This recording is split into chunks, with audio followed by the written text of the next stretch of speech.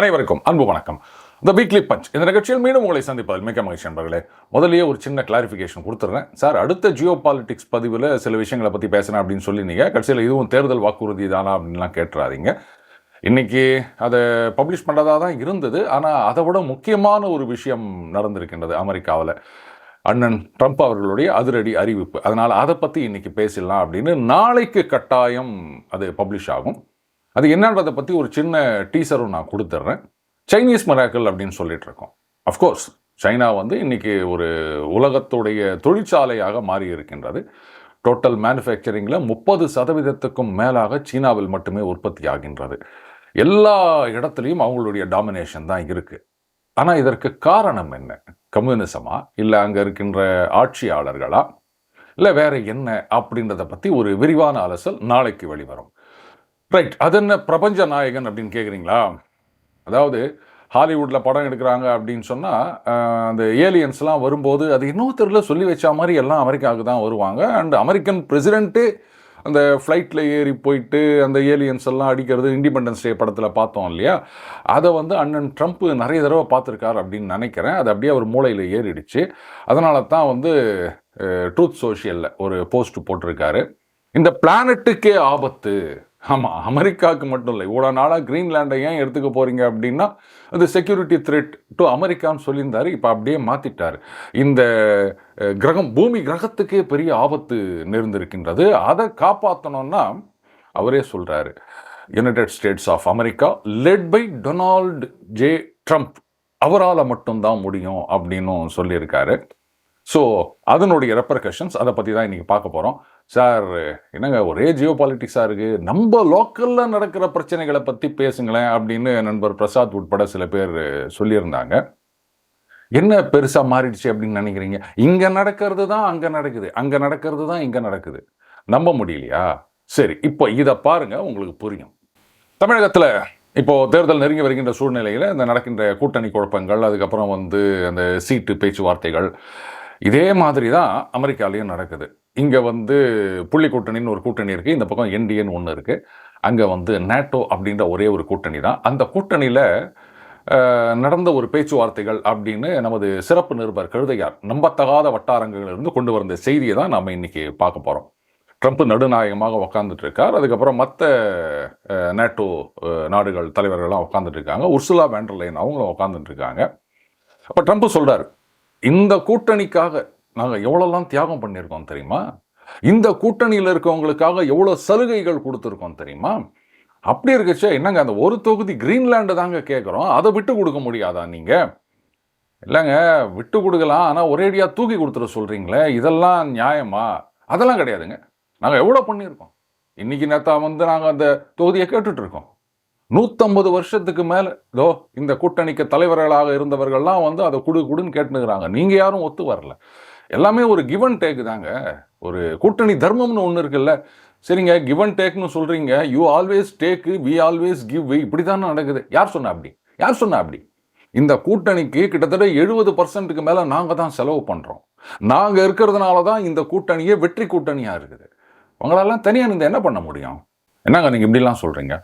அப்படின்னா நாங்கள் இல்லாமல் உங்களெல்லாம் ஜெயிச்சிட முடியுமா? வெளில போய் பாருங்களேன். என்ன மிரட்டுறீங்களா? எங்களால் தான் உங்களுக்கெல்லாம் வெற்றி, எங்கள் பின்னாடி தான் நீங்கள்லாம் இருக்கீங்க. இந்த அமெரிக்கா, அதுலேயும் அந்த டொனால்ட் ஜே ட்ரம்ப், அந்த தலைவருக்காகத்தான் இந்த செல்வாக்கு, வெற்றி எல்லாமே. என்ன நினச்சிட்டு இருக்கீங்க? எல்லாரும் அப்படியே பட்டங்களாக கொண்டு கொடுக்குறாங்க. நோபல் பரிசையே கொண்டாந்து இங்கே கொடுத்துட்டு போயிட்டாங்க. நீங்கள் என்ன இது மாதிரி சொல்லிட்டு இருக்கீங்க? தனியாக போய் நிற்பீங்களா? பாருங்கள், நீங்கள் இப்படிலாம் சொன்னீங்கன்னா அதுக்கப்புறம் எங்களுக்கு தனியாக போகிறத பற்றி யோசிக்க வேண்டிய ஒரு கட்டாயத்தில், காலத்தின் சூழ்நிலையில் நாங்கள் இருக்கின்றோம். இப்படிலாம் ஜாங்கிரி பிழியக்கூடாது. போகிறதுனா தாராளமாக போங்க, கதவு திறந்திருக்கின்றது. உங்களை யாரும் இங்கே கட்டி போட்டு வச்சில்லை. நான் எதுக்காக சொல்கிறேன்? ரஷ்யா உள்ளே வந்துடும், அதை புரிஞ்சுக்கங்க. அதுக்காகவாவது நீங்கள்லாம் தியாகம் செய்ய வேண்டியிருக்கும். கரெக்டுங்க, ரஷ்யா உள்ளே வந்துடும் அப்படின்னா ஏன்னா உங்களுக்கு மட்டும்தான், எங்களுக்கும் அந்த பொறுப்பு இருக்குது இல்லை? அதான் அந்த பொறுப்பு. அதுக்காக நீங்கள் கிரீன்லேண்டை கொடுத்துருங்க. சரிங்க, அதுக்காக கொடுக்கணும்னு அவசியம் கிடையாதுங்க. வேணும்னா நீங்கள் வந்து இந்த ஒரு தடவை அங்கே உங்கள் ஆட்களை நிறுத்தி கொள்ளுங்கள், அதுக்கப்புறமா பர்மனண்ட்டாக எங்ககிட்ட கொடுத்தாதான் எங்கள் ஆளுங்க வேலை செய்வாங்க. ஏதோ டெம்பரரி அப்படின்னு சொன்னால் எங்கள் ஆளுங்களும் உற்சாகமாக வேலை செய்யணும்ல, அது இல்லைன்னா வேலைக்கு ஆகாதுல்ல. இந்த பாருங்க, உங்ககிட்டலாம் பூத்து கமிட்டியில் எத்தனை சோல்ஜர்ஸ் வச்சுக்கிறீங்க நீங்கள்? அங்கே 2 அந்த நாய் எடுத்துகிட்டு போகிற ஸ்லெட்ஜ் வண்டி தான் வச்சுருக்கீங்க. உங்ககிட்ட ஆளே கிடையாதுங்க மேனேஜ் பண்ணுறதுக்கு. ரஷ்யா மாதிரி ஒரு மாபெரும் சக்தி உள்ளே வராமல் தடுக்கணும் அப்படின்னா அது வந்து தளபதி Donald J Trump, commander in chief of US armed forces, அவரால் மட்டும்தான் முடியும். அதனால் நீங்கள் வந்து கிரீன்லாண்ட் எங்ககிட்ட கொடுத்துட்றது தான் நல்லது அப்படின்னு நினைக்கிறேன். அப்படி கொடுக்கல அப்படின்னா இந்த பிடி சாபம் பிப்ரவரியிலேருந்து 10, அதுக்கப்புறம் ஜூலைலேருந்து 25. இது ஏதோ கற்பனையாக நடந்ததாக நினைக்கலாம். கற்பனையாக தான் நடந்தது, ஆனால் இப்படித்தான் நடந்து கொண்டிருக்கின்றது நண்பர்களே. ட்ரூத் சோஷியலில் அவர் ஒரு போஸ்ட் போட்டிருக்கார். இதைத்தான் அவர் சொல்லியிருக்கார். இந்த மாதிரி கிரீன்லாண்ட் அப்படின்றது வந்து இது வரைக்கும் அமெரிக்கன் செக்யூரிட்டி த்ரெட்ன்றது போக பிளானெட்டுக்கே, எப்படி இந்த ஒட்டுமொத்த பூமி பந்துக்கே வந்து ஒரு ஆபத்து அப்படின்னு சொல்லிட்டாரு. ரஷ்யா, சைனா அவங்க வந்து அதை டேக் ஓவர் பண்ணாமல் இருக்கணும் அப்படின்னா டொனால்ட் ஜே ட்ரம்ப் அவர்கள் தலைமையிலான அமெரிக்காவால் மட்டும்தான் அது முடியும். இதில் வேற ஏதோ 8 நாடுகள்லேருந்து சோல்ஜர்ஸ்லாம் அமைச்சிருக்கீங்களாமே. அந்த டென்மார்க்கு, அதுக்கப்புறம் யூகே, ஃப்ரான்ஸு, ஜெர்மனி, இன்னும் சில நாடுகள். எதுக்கு அமிச்சிங்க எனக்கு தெரியலையே. இனியோ நீங்கள் அந்த மாதிரி அமிச்சதுனால மொகாம்போ குஷியாரத்துக்கு பதிலாக பயங்கர கோபம் ஆயிட்டார். பிப்ரவரி 1லேருந்து இந்த அப்படி 10% டாரிஃப் இந்த 8 நாடுகளுக்கு மேலே. இது வந்து பேச்சுவார்த்தையெல்லாம் நடக்கும். ஒரு செட்டில்மெண்ட் வரணும். கிரீன்லாண்டை வந்து நாங்கள் வாங்கணும். அந்த செட்டில்மெண்ட் முடியல அப்படின்னு வச்சுக்கோங்களேன், ஜூலைலேருந்து இந்த 10% அப்படின்றது 25% ஆயிரும் அப்படின்னு வேற சொல்லியிருக்காருங்க. நிஜமாவே மண்டைக்குள்ள ஏதோ புகுந்து அவர் ஆட்டி வச்சிட்டு இருக்கு அப்படின்னு நினைக்கிறேன். நேட்டோ, கிரீன்லாண்டு வந்து டெக்னிக்கலி பார்த்தீங்கன்னா நேட்டோக்குள்ளே தான் வருது. அப்போது நேட்டோவுடைய ஒரு பார்ட்டு நேட்டோவுடைய இன்னொரு பார்ட்டை முழுங்குது அப்படின்னு சொன்னால் அந்த ஆர்டிக்கல் 5 எப்படி அப்ளை ஆகும்? இதனால் வரைக்கும் யூரோப்பியன் யூனியனில் என்ன சொல்லியிருந்தாங்க பாருங்க, ரஷ்யா வந்து சீனாவை கூட அவங்க சொல்லலை, ரஷ்யா வந்து கிரீன்லாண்டை டேக் ஓவர் பண்ணிடும், அதனால் வந்து இந்த ஆர்டிக் செக்யூரிட்டி இதை பலப்படுத்த வேண்டும் அப்படின்னு சொல்லிட்டு இருந்தவங்க யாரை எதிரின்னு சொல்லியிருந்தாங்களோ அவங்கள கைச்சி கட்டி போட்டு, யார் அவங்களுடைய டேடின்னு சொல்லிட்டு இருந்தாங்களோ அவங்களுக்கு எதிராக படை வீரர்களை அனுப்ப வேண்டிய சிச்சுவேஷன் இன்னைக்கு வந்திருக்கு. இப்போது யூரோப்பியன் யூனியனில் ஒரு அவசர மீட்டிங் ஏற்பாடு பண்ணியிருக்காங்க நாளைக்கு அப்படின்னு நினைக்கிறேன். அது அவங்க கணக்கில் இன்னைக்கா இல்லை நாளைக்கா அப்படின்னு தெரியல. கூடி என்ன பண்ண போகிறாங்க? அமெரிக்காவை எதிர்த்துட்டு இவங்களால என்ன பண்ண முடியும்? சரி, அதுக்காக அமெரிக்கா கேட்டாங்க அப்படின்னு கிரீன்லாண்டை தூக்கி கொடுத்துட முடியுமா? அதுக்கப்புறம் அவர் ஒவ்வொன்றா கேட்பார். இன்றைக்கி கிரீன்லாண்ட் அப்படின்வார், அதுக்கப்புறம் நாளைக்கு ஸ்காட்லாண்டுவார், அதுக்கப்புறம் ஐஸ்லாண்டுவார், எல்லாத்தையும் என்கிட்ட கொடுத்துட்டு நானே பார்த்துக்கிறேன் அப்படின்வார். நண்பர் ஒருத்தர் அழகாக சொன்னார், இந்த தாதாக்கள்லாம் என்ன பண்ணுவாங்களா, இது வேறு இந்த நிலத்தை வச்சு நீ என்ன பண்ண போகிற, சுற்றி இருக்கவங்கெல்லாம் வந்து பெரிய பெரிய ஆளுங்க உன் நிலத்தை முழுங்கிடுவானுங்க, அதனால் நீ இந்த நிலத்தை எனக்கு எழுதி கொடுத்துரு. ஐயா, காசெல்லாம் கிடையாது, நான் தான் உனக்கு ப்ரொடெக்ஷன் கொடுக்க போகிறேன்னா, அதனால் காசெல்லாம் கிடையாது. இல்லைங்க, ஏதோ ஒன்று கொடுங்க அப்படின்னா ஏதோ ஒரு அடிமாட்டு ரேட்டுக்கு கொடுத்து எழுதி வாங்குற மாதிரி தான் இன்றைக்கி ட்ரம்ப்பு ட்ரை பண்ணிட்டு இருக்கார் அப்படின்னு. இப்போ யூரோப்பியன் யூனியன் முன் உள்ள ஆப்ஷன்ஸ் என்ன? ஒன்று, அந்த ஃப்ரீ ட்ரேட் அக்ரிமெண்ட், அது சைன் பண்ணாங்களா என்னன்னு தெரியல, வாய் வார்த்தையில் தான் ஓடின்னு இருக்குது. 15%லேருந்து 25% வரைக்கும். அமெரிக்காவிலேருந்து வந்தால் 0, யூரோப்பியன் யூனியன்லேருந்து போனால் 15லேருந்து 25% வரைக்கும் டாரிஃப். இப்போ இதில் இந்த 8 நாடுகள், யூகே வந்து யூனியனில் இல்லை, பட் ஸ்டில் அதையும் சேர்த்து அவர் போட்டு வச்சுக்கிறாரு. 10% எக்ஸ்ட்ரா போட போகிறாங்க. அதுவும் ஜூலைலேருந்து 25% ஆக போகுது. ஸோ எஃபெக்டிவ்லி ஸ்டீல் உள்ளிட்ட அந்த எக்ஸ்போர்ட்டுக்கு வந்து 50% டாரிஃப் வரப்போகுது. இவங்க என்ன பண்ண போகிறாங்க? இப்போ வேற அமெரிக்காலேருந்து வரதெல்லாம் வந்து 0% டாரிஃப். அப்போ என்ன ஆகும்? அமெரிக்காவுடைய சாமானெல்லாம் யூரோப்பில் வந்து குவியும். யூரோப்லேருந்து அவங்க எக்ஸ்போர்ட் பண்ண முடியாமல் திணறுவாங்க. அவங்க சரக்குகளை வாங்கிறதுக்கு அமெரிக்கா தவிர இன்னொரு நாடு அப்படின்னா ரஷ்யா, அவங்களோட வந்து எந்த கொண்டு கொடுப்பு வச்சுக்க கூடாதுன்னு நாட்டாமல் சொல்லிட்டாரு. அடுத்தது ஓரளவுக்கு சீனாவில் இவங்களால மார்க்கெட் பெனிட்ரேட் பண்ண முடியாது. அடுத்தது இந்தியா. பட்டு பெரிய பெரிய ஐட்டங்களெல்லாம் வந்து காஸ்ட்லியான ஐட்டங்களெல்லாம் அவங்களால இங்கே கொண்டு வந்து தள்ள முடியாது. அதாவது லக்ஸரி ஐட்டம்ஸ் அப்படின்னு சொல்கிறது. மற்றபடி என்ஜினியரிங் குட்ஸு, கெமிக்கல்ஸு, இந்த மாதிரி விஷயங்கள்லாம் நம்ம வாங்கிக்கலாம், அது ஒன்றும் பெரிய விஷயம் இல்லை. பட்டு அந்த 3 லட்ச ரூபா பேகு இதெல்லாம் வாங்கிறதுக்கு ஒரு சில எம்பிக்கள் மட்டும்தான் அதை கையில் மாட்டிட்டு போகிறாங்க. மொத்தமே 534 எம்பி. அதில் எத்தனை பேர் அந்த பேக் மாட்டுவாங்க அப்படின்னு தெரியல. ஒரு வருஷத்துக்கு ஒரு 100 பேக் விற்றா கட்டுப்படி ஆகுமா? அதனால் அமெரிக்கா தான் அவங்களுக்கு இருக்க ஒரே மார்க்கெட்டு. அதுவும் அடைச்சாச்சு அப்படின்னும் போது எப்படி இங்கே இருக்கிற தொழிற்சாலையெல்லாம் இழுத்து மூடிட்டு போக வேண்டியதா? சரி, அப்போ என்னதான் பண்ணணும்? அதுதாங்க எங்களுக்கு தெரியல. நாங்கள் வந்து பிரசல்ஸ்லையோ இல்லை எங்கேயோ கூடி பேசுவோம். பேசி என்ன பண்ணுவீங்க? பேசினாலும் ஒன்றும் தெரியாது, பேசாட்டாலும் ஒன்றும் தெரியாது. ஏதோ பேசுகிறமே அவ்வளோதான், வேற ஒன்றும் கிடையாது. இந்த ட்ரேட் அக்ரிமெண்ட் இனிமேல் செல்லாது அப்படின்னு சொன்னால் மறுபடியும் ஒரு பாட்டுக்கு வந்து என்ன அப்படி இன்னும் ஒரு 25% அப்படின்னு போகிறாரு. ஸோ இன் எஃபெக்ட் கிரீன்லாண்டை கொடுத்தாதான் அவங்களால சர்வைவ் ஆக முடியும். சரி, கொடுத்தா மட்டும் வந்து அந்த 15% டாரிஃப் போயிடுமானா கிடையாது. அந்த 15% அப்படியே கண்டினியூ ஆகும். ஏன்னா கிரீன்லாண்டையும் தூக்கி கொடுத்துப்புட்டு 15% டாரிஃப் அப்படின்னு சொன்னால் அப்போவும் நம்ம சரக்கு விற்க முடியாது. அதுக்கு கிரீன்லாண்டை நாமளே வச்சுக்கிறோம் அப்படின்னு சொல்லிடுவோம். சொல்லிட்டு நீ எவ்வளோ ஒன்றா டாரிஃப் போடு அப்படின்னு சொல்லிட்டு நாமளும் வந்து மார்க்கெட்ஸை டைவர்சிஃபை பண்ணுவோம். முதல்ல ரஷ்யாவோட ரிலேஷன்ஸை நார்மலைஸ் பண்ணணும். இதுக்கு வந்து ஒரு பிள்ளையார் சுழின்னு தான் சொல்லணும். மெர்ஸ் சொல்லியிருக்காரு. ரஷ்யா அதுவும் வந்து ஒரு யூரோப்பியன் நேஷன் தான், அவங்களோடையும் அப்படி ஒரு சமாதானம் வருமா அப்படின்ற மாதிரி பேசியிருக்காரு. இதெல்லாம் ஒரு சின்ன ஸ்டெப்பு அப்படின்னு தான் சொல்லணும். பட் ரஷ்யா வந்து இந்த நேரத்தில் யூரோப்பியன் யூனியன் அந்த பக்கம் வந்தாங்கன்னா வாங்க வாங்க நம்மலாம் ஒன்றா சேர்ந்துடலாம் அப்படின்னு சேர்த்துப்பாங்களா அப்படின்னா கொஞ்சம் டிலே ஆகும். ஏன்னா ரஷ்யாவுக்கு நல்லா தெரியும், புட்டினுக்கு நல்லா தெரியும், இந்த பயிலுவோ இன்னைக்கு வந்து ட்ரம்ப் இந்த மாதிரி பண்ணுறாரு அப்படின்னு சொல்லிட்டு நம்மக்கிட்ட ஃப்ரெண்ட்லியாக இருக்கணும்ன்ட்டு வரானுங்க. ஆனால் நாளைக்கு ட்ரம்ப் போயிட்டு வேற யாராவது ஒருத்தர் வந்தாலோ இல்லை திடீர்னு ட்ரம்ப்பே சரி ரைட்டு நீங்கள்லாம் மறுபடியும் என் பக்கமே வந்துடுங்க, டாரிஃபை வந்து குறைச்சிக்கிறேன் இல்லை வித்ரா பண்ணிக்கிறேன் அப்படின்னு சொன்னாலும் கபால்னு ஓடி போயிடுவானுங்க. இங்கே ஒரு சிலரை சொல்கிறோம் இல்லையா முதுகு குத்தி அப்படின்னு, இவங்களுக்கெல்லாம் தாத்தா அந்த யூரோப்பியன் யூனியனில் இருக்க பயிலுவோ அப்படின்றது புட்டினுக்கு நல்லா தெரியும். அதனால் வேறுங்க ஓப்பனாலாம் வேண்டாம், வாங்க முதல்ல இந்த ஆயில் அண்ட் கேஸ் அதை வாங்குங்க, அதுக்கப்புறம் அந்த உடச்சி போட்ட பைப்பு அதெல்லாம் சரி பண்ணுங்க. இதுதான் உங்களுடைய சர்வைவலுக்கு ரொம்ப ரொம்ப முக்கியம். இந்த சீப்பான ஆயில் அண்ட் கேஸ் வந்தாலே உங்களுடைய இண்டஸ்ட்ரி எக்கானமி ரிவைவ் ஆகும். அப்படி ஒரு பிஸ்னஸ் லெவலில் வச்சுக்கலாம். உனக்கு வேணாம் எனக்கு வேணாம், அந்த மறுபடியும் அம்மையப்ப முதலியார் ஃபேமிலிக்கு தான் வர வேண்டியதாக இருக்குது. ஒரு நல்ல நாள் கிழமை அப்படின்னா 2 பேரும் மீட் பண்ணுவோம். எங்கள் வீட்டில் வடை செஞ்சுக்கிறோம், உங்கள் வீட்டில் பாயசம் செஞ்சுக்கிறீங்களா, இதோடு நிறுத்திப்போம், பின்னாடி நம்ம பார்த்துக்கலாம். இந்த மாதிரியான ஒரு அப்ரோச் தான் ரஷ்யாவை பொறுத்த வரைக்கும் புட்டினை பொறுத்த வரைக்கும் இருக்கும். பட் இது ஒரு ப்ராக்மேட்டிக் அப்ரோச். ப்ராக்டிக்கலாக இப்படித்தான் பண்ணி ஆகணும். அண்டு இந்த உக்ரைனுக்கு கொடுக்குற சப்போர்ட் அப்படின்றத வந்து உடனடியாக நிறுத்தி ஆகணும். என்ன பெருசாக சப்போர்ட் கொடுத்துட்டாங்க அப்படின்னா நாங்கள் வந்து இத்தனை கடன் கொடுக்குறோம். இங்கே பாலா கிட்ட பேசிகிட்டு இருக்கும்போது சொன்னார், அதாவது மாஸ்கோலேருந்து ரஷ்யாவில் இருக்க இன்னொரு city Saint Petersburg 800 kilometre.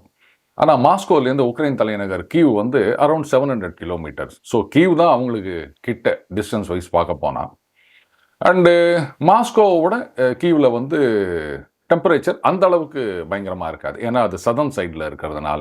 But still அந்த குளிர்ன்றது நம்மளாம் நினச்சி பார்க்க முடியாத குளிர். மாஸ்கோவில் -20 அப்படின்னா கீவில் வந்து -10 வரும்.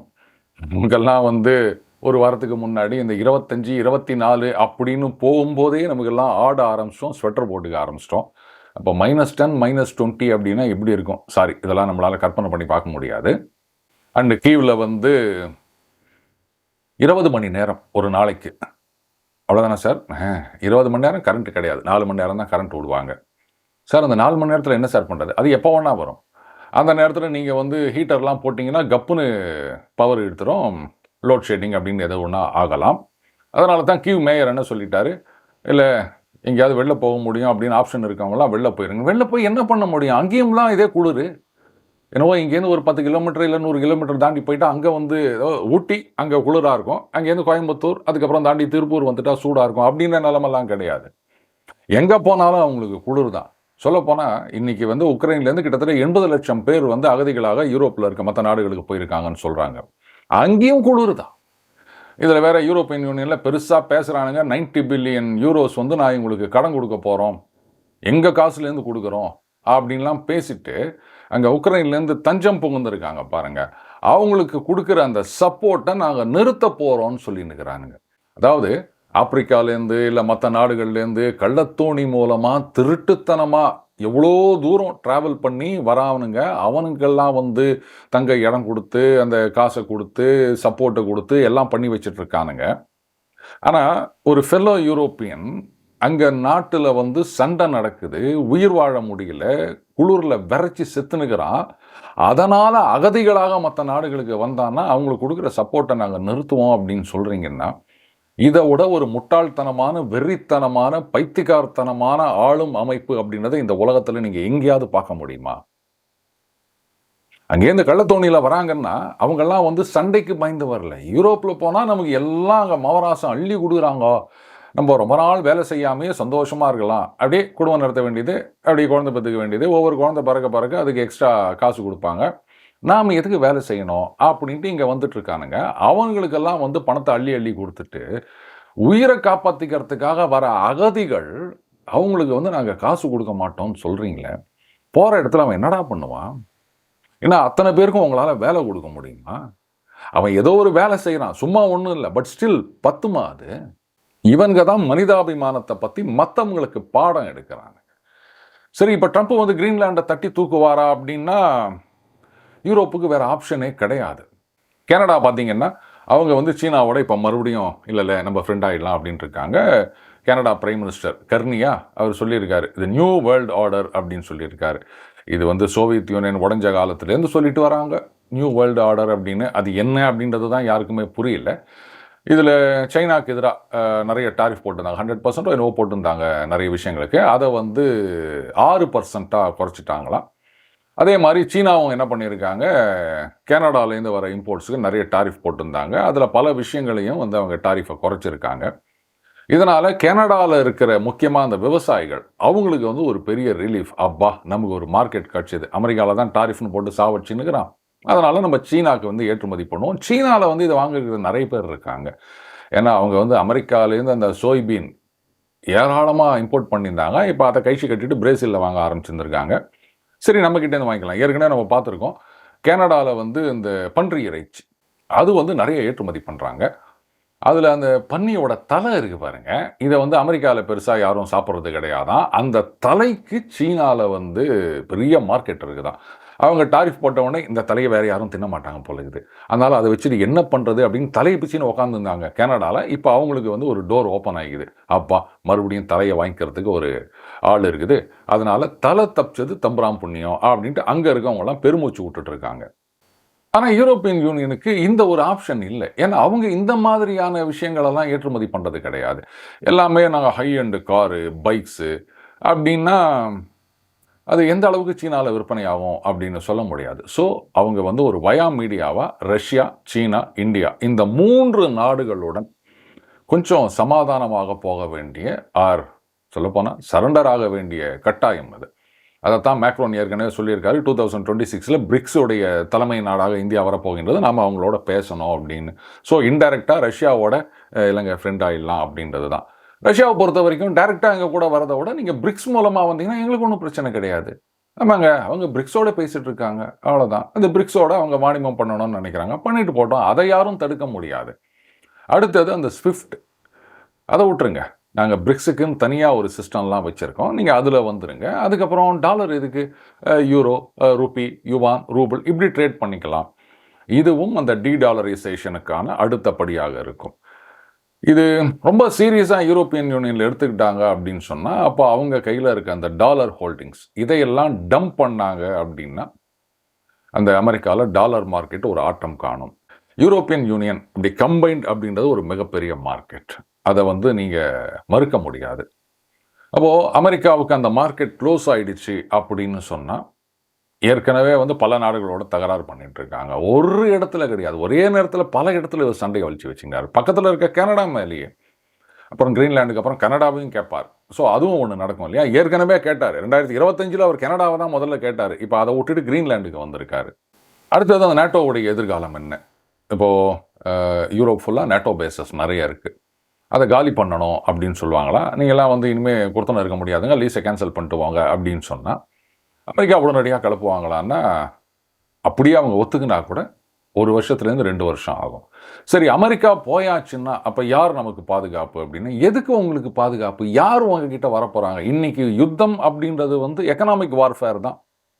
நீங்களாக தான் தூண்டி விட்டு மிலிட்ரி மூலமாக சண்டை போட்டுன்னுக்கிறீங்க. அப்போ உங்களை அட்டாக் பண்ணக்கூடியவர் நினைக்கிறது யார்? ரஷ்யா. அவங்கக்கிட்ட பேசுங்க, பிரிக்ஸ் மூலமாக பேசுங்க. ரஷ்யாவில் புட்டின் சொல்லிட்டார், நாங்கள் வந்து யாரையும் அட்டாக் பண்ணுறதா இல்லை, ஆனால் நீங்கள் தான் எங்களை குச்சி கூட்டு கொடுத்துருக்கிறீங்க அந்த உக்ரைன் மூலமாக அப்படின்னு. அப்போ உக்ரைனப்பா அது 20 பாயிண்ட் சொன்னார்ல, அதை ஒத்துக்க, கழுத்து போட்டுரு, இனிமேல் எங்ககிட்ட எதையும் எதிர்பார்க்காத, அந்த 90 பில்லியனில் வந்து எவ்வளோ கொடுத்தோமோ அவ்வளோதான், மீதி எல்லாம் கிடையாது, இது இனி திருப்பி கொடுக்க போகிறது கிடையாது, நாங்களும் மீதியை கொடுக்க போகிறது கிடையாது, போய் தொலையுது. ட்ரம்ப்புக்கு ஒன்றா ஒரு நோபல் பரிசு கொடுத்துட்டு போயிடலாம், அது டைம் இருக்குன்னு நினைக்கிறேன், இன்னும் ஒரு வாரம். இதுதான் முதல் ஸ்டெப். இப்படி இருந்தால் மட்டும்தான் ரஷ்யா வந்து ஒத்து வருவாங்க. அடுத்தது ரஷ்யன் மார்க்கெட் ஆக்சஸ் அப்படின்றது, அது ஓப்பன் பண்ணாலே வந்து யூரோப்பியன் யூனியனுக்கு ஒரு பெரிய ரிலீஃப், ஹவ்வா அப்படின்னு மூச்சு விடுவாங்க. ஏன்னா நீங்கள் எதிரியாக நினைக்கிறது ரஷ்யா, ரஷ்யா அவங்கள அட்டாக் பண்ண போகிறது கிடையாது, நீங்களாக கற்பனை பண்ணிங்கன்னு இதில் சில நெரேட்டிவ். ஏன்னா அமெரிக்காவுடைய ஆயுதங்கள்லாம் விற்கணும் இல்லையா, அந்த மிலிட்ரி இண்டஸ்ட்ரியல் காம்ப்ளெக்ஸ், அவங்களுடைய நெரேட்டிவ் செட்டிங் இது. அப்போ அவங்களே ஒத்து வராங்க அப்படின்னு சொல்லும்போது யார்கிட்டேருந்து உங்களுக்கு பாதுகாப்பு வேணும்? இல்லை சார், நாளைக்கு அமெரிக்கா அடித்தாங்கன்னா கவலையே படாதீங்க, அந்த மாதிரி ஒரு சுச்சுவேஷன் வரும்போது Russia will come to your rescue. அப்படிலாம் விட்டுற மாட்டார் Putin. So slowly you have to integrate with Russia. அந்த ரஷ்யா ஒரு யூரோப்பியன் யூனியன் அப்படின்றத இப்போ தான் ஏற்றுனுக்கிறீங்க. ஒட்டுமொத்தமாக அந்த யூரோப்பியன் யூனியனில் ரஷ்யாவை சேர்த்துருங்க. அதுக்கு மேலே வேறு என்ன வேணும் உங்களுக்கு? நேட்டோவுக்கு பதிலாக முன்னாடி வந்து அந்த வார்சா பேக்ட் அப்படின்னு இருந்தது, அந்த சோவியத் யூனியன், அதுக்கப்புறம் அந்த ஈஸ்டர்ன் யூரோப்பியன் கம்யூனிஸ்ட் நேஷன்ஸ் எல்லாம். இது மாதிரி ரஷ்யாவை நீங்கள் யூரோப்பியன் யூனியனில் சேர்த்துக்கினீங்க அப்படின்னா உங்கள் பிரச்சனையெல்லாம் ஒழிஞ்சு போயிடுச்சு. மிகப்பெரிய மார்க்கெட், மிகப்பெரிய லேண்ட் மாஸ், அதை எதிர்த்து நிற்கிறதுக்கு இந்த உலகத்தில் யாராலுமே முடியாது. அண்டு ரஷ்யாவுக்கும் இன்னைக்கு சீனா மேலே டிபெண்ட் பண்ணி இருக்கிறதுன்றது வந்து ஒரு நெருடல் தான். அதுக்கான காரணங்களை வருகின்ற பதிவுகளில் நான் சொல்கிறேன். ஸோ அப்போ சீனாவையும் வந்து கட்டம் கட்டினா மாதிரி இருக்கும், ரஷ்யா மறுபடியும் ஒரு டாமினன்ட் பொசிஷனுக்கு வந்தா மாதிரி இருக்கும். இந்த யூனிபோலார் வேர்ல்டு, அமெரிக்கா தான் எல்லாம் அப்படின்றதுக்கு ஒரு பெரிய ஆப் அடித்து இது வந்து ஒரு மல்டிபோலார் ஆர் அட்லீஸ்ட் பைபோலார் பழைய மாதிரி அப்படின்னு கொண்டு வரத்துக்கு ஒரு வாய்ப்பாக இருக்கும். ஆனால் யூரோப்பியன் யூனியனில் இருக்கவங்களுக்கு இந்த அறிவெல்லாம் இருக்கா? இப்படிலாம் செய்வாங்களா? இல்லை கடைசி நேரத்தில் வந்து டேடி நீங்களே எடுத்துக்கோங்க டேடின்னு காலில் போய் விழுந்துருவாங்களா? அது எனக்கு தெரியாது நண்பர்களே. ஏனையோ ரொம்பவே த்ரில்லிங்காக போயிட்டுருக்கு, ஒரு ஹாலிவுட் மூவியோட ரொம்ப அற்புதமாக போயிட்டுருக்கு. அதனால தான் வந்து தம்ப்நெயிலில் நான் இந்த மாதிரி டிசைன் பண்ண சொன்னேன் எடிட்டர் தம்பியை. ரைட், இப்போ அந்த குறியீடு பார்த்துருவோம். நேற்றைக்கு அந்த படத்தில் வச்சிருந்த குறியீடு அது நிறைய நண்பர்கள் சரியாக போட்டிருந்தாங்க. அதாவது காக்கா வடையை திருடிட்டு போகும், ஆனால் இங்கே அந்த ஆயா என்ன பண்ணுறாங்க, அவங்களே வடையை தூக்கி காக்கா கிட்ட குத்துடுறாங்க. எப்படின்னா கிரீன்லாண்டை ட்ரம்ப் தூக்கிட்டு போவாரா, இல்லை இவங்களே கிரீன்லாண்டை தூக்கி ட்ரம்ப் கிட்ட கொடுத்துருவாங்களா? அதுதான் அந்த குறியீடு. நிறைய பேர் அதை கரெக்டாக போட்டிருந்தீங்க. அண்ட் அந்த பாம்பு முட்டை அப்படின்றது வந்து ஆக்சுவலாக நான் வேற ஒரு குறியீடு வச்சுருந்தேன். என்னதான் அது விஷப்பாம்பாக இருந்தாலும் அதனுடைய முட்டை அப்படின்னு வரும்போது அதை வந்து அது பாதுகாத்தே தீரும். அந்த முட்டைக்கு ஆபத்து அப்படின்னா யாராக இருந்தாலும் கடிக்க வரும். அந்த மாதிரி தான் ட்ரம்ப் வந்து என்னதான் ஒரு விஷமத்தனம் பண்ணாலும் அமெரிக்காவுடைய த்ரெட், அமெரிக்காவுடைய அந்த எக்கனாமிக் ஹெஜுமோனி அண்ட் மிலிட்ரி ஹெஜுமோனி, இதுக்கு ஒரு த்ரெட் வந்திருக்கு அப்படின்னும் போது அதுக்காகத்தான் அவர் இந்த மாதிரி சீறிட்டு இருக்கார். அகைன் இதையும் வருகின்ற பதிவுகளை நம்ம விரிவாக பார்க்க போகிறோம். ஸோ அதுதான் அந்த குறியீடு நண்பர்களே. மீண்டும் அடுத்த பதில் சந்திப்போம். வணக்கம்.